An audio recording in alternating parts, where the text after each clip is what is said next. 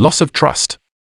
Putin collapsed because of loneliness. 1.2 million Russians demanded his overthrow, along with the boycott of the whole world. Putin was hated by the entire Russian people. The dictator becomes alone in the pain of his defeat. According to Western, Vladimir Putin has lost contact with his own people because of the conflict in Ukraine. Many Russians are joining a petition calling for a stop to the savage onslaught on their neighbor's nation by the Kremlin, which is still going on.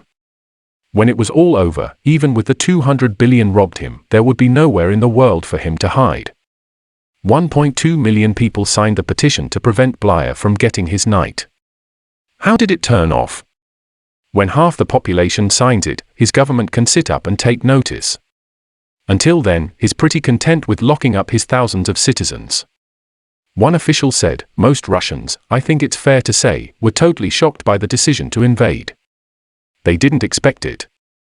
It was known by a very, very small group and people simply couldn't believe it was considerate.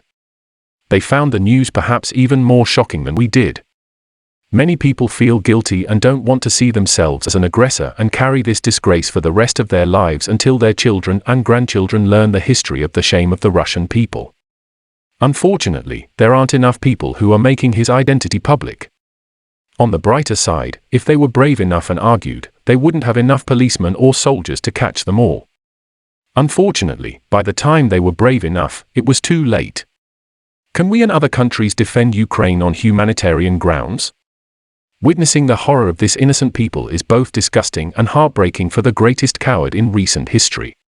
Dictators don't listen to citizens there, so it doesn't matter how many sign a pointless petition. They need to remove him alive or dead. Better than before.